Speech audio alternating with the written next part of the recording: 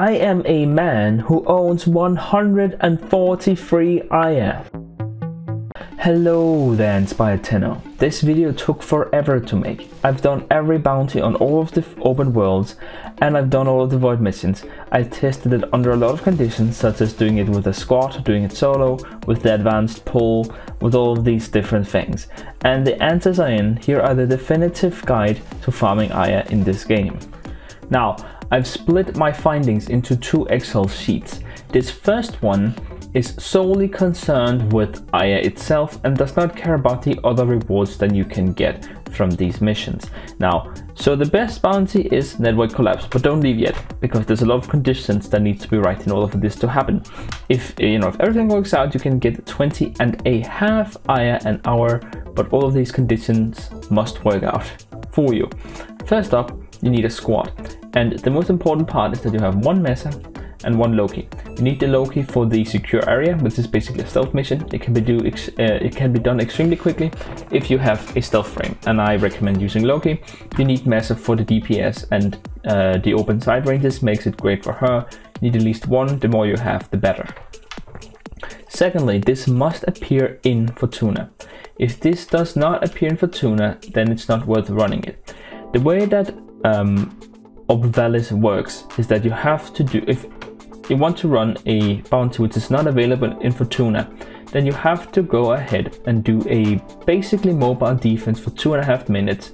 Then you will be offered 3 different bounties that you can then do.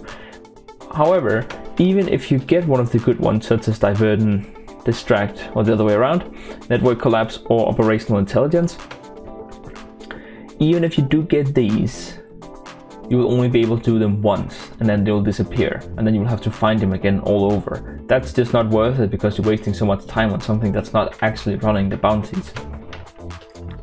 So the TLDR here is that if and only if you get one of these bounties that's highlighted here in light green, you should go ahead and do them if you are exclusively after the Aya.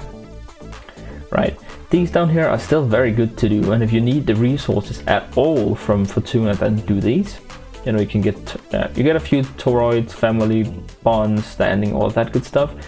These I would not recommend that you do, but you still can if you absolutely do need the resources. I don't recommend it. And the red ones are just bad under any circumstances, and you should never do them.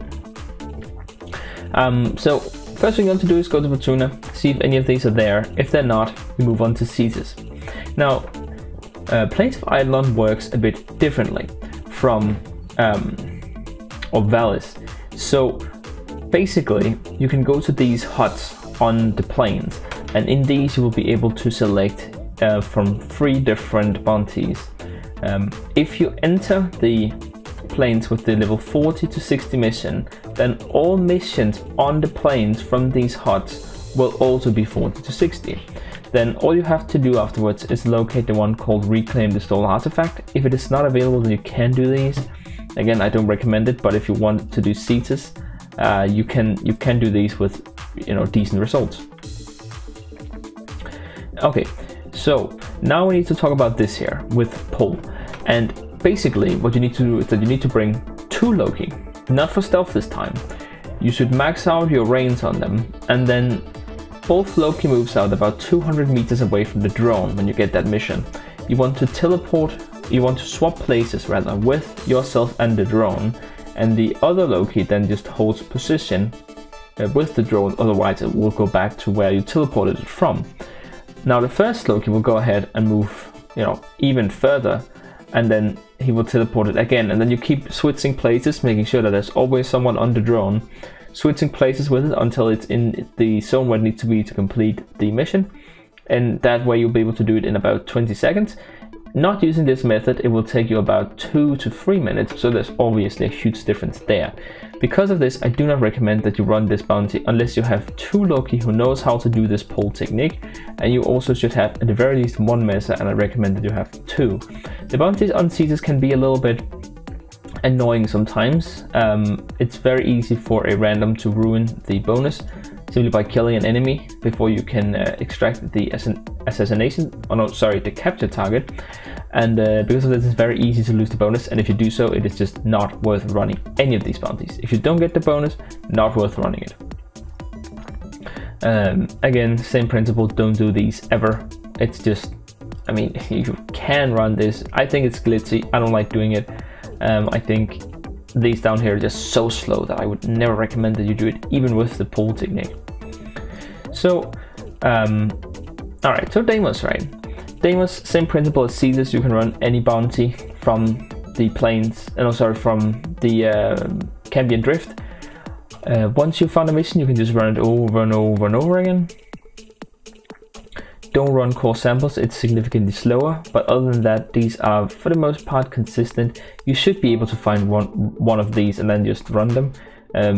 You know, this one outputs 11.6, so you have to put in a lot more effort over here to exceed this amount.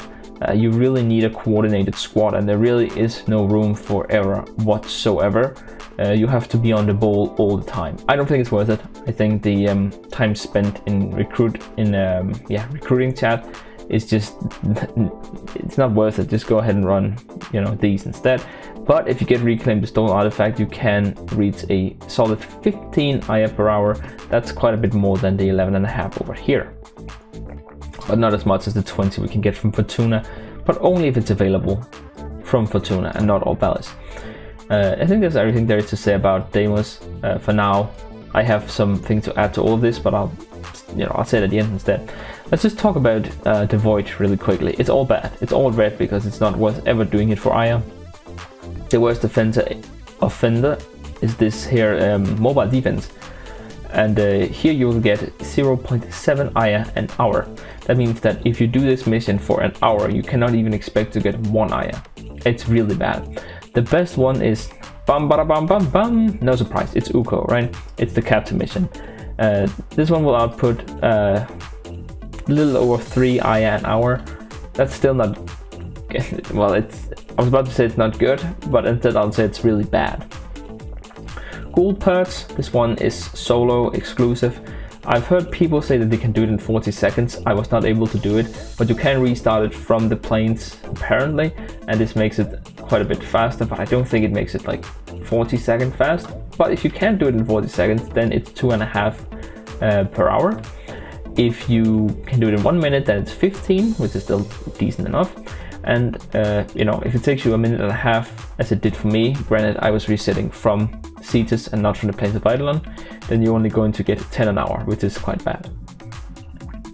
And okay, so let's quickly talk about the overall strategy here. For Fortuna, you will absolutely want to run it with a squad. And the reason for this is that there are some missions which require you to kill a certain amount of enemies. And when you're doing it solo, then you're getting basically no enemy spawns. Whereas when you're doing it with a squad, then you get, I want to say, at least 8 times, maybe even 10 times as many enemies. And it doesn't scale proportionately. If you're doing it solo, with a drone for example, then you have to kill 30 enemies. Whereas when you do it in a squad, you only have to kill 50. Same thing applies over here. There are some missions where you have to kill a certain amount of enemies. It just becomes easier. It's not as pronounced as over here, but again, with the pull technique you will need a full squad, obviously. It's never worth it to run duo on any of these, so you want to never do that. I mean, obviously you can, it's, you know, you're not gonna break anything, you're just gonna be a little bit slower, but you know, if you want to play it with a friend, absolutely you can go ahead and do that. With Deimos it's different. Deimos, there is not, it scales more appropriately first off, and there are many missions where you have to kill a certain amount of enemies. That kind of is, but you know, not really. Also, you get a decent amount of spawns when doing it solo on Deimos for some reason, and then on top of this, most of the missions in the different bounty compositions are pretty much okay. They're not great and they're not bad. You can't really speed them up, but if you make a mistake, then you can slow them down. And you know, with 4 people, then there's just this more opportunity to make a mistake and slow it down. But the difference is not that great. I want to say that on average it took me about 45 seconds. It took 45 seconds longer to complete these when doing it with a squad compared to doing it solo. Alright, so that's all on that. Moving on to this spreadsheet here, which I honestly would recommend that you use instead. This here considers Aya, yes, so we have the same thing up here as we did before, but now, hang on. So now we also have some of the additional rewards, and for Tuna, this is Endo and it's Kurva. Of course you get other rewards such as Familiar Bond, but you know, after a certain point you don't need those anymore. The rewards that I've noted here are the ones which are endlessly useful, not useless. The resources which is always useful to you. So Endo and Kurva. Now we see here we get about 7,000 Endo in an hour, which is quite good actually, and you know, not so much the Kurva, but it's a nice bonus. And on top of that, we're gonna get our 20.5 Aya. Really good. Scroll down here, still really good, decent amount. I'm not gonna bore you with this, but basically these here comes out with such a large amount of Aya and a good enough amount of Endo that I think that if it's available to you, then you should probably go ahead and do it. Then we have these missions down here: Falling Star, Agent Downed, Bury Them. You should only do these if you need the resources such as toroids and standing and stuff that you can only get from Ovalis. Otherwise, stay away from them. So check for Tuna. If these are available, go ahead and do them. Instead, we move on. So, right, we have Cetus. I honestly kind of wanted to color these out yellow, but it isn't fair since it does have a much higher Aya output.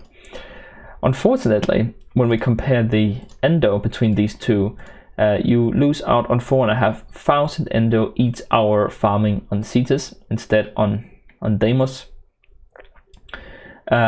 You also miss out on some Kurva. That's pretty irrelevant, but I wanted to add it anyways. Amber Stars, I mean 9 Amber Stars an hour is not bad. It's just something you won't have to farm later. And, you know, also you can sell them for 2 platinum if you'd like.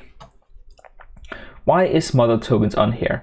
Well, there is an event in the game, in case you didn't know. It's called Night of Neberus.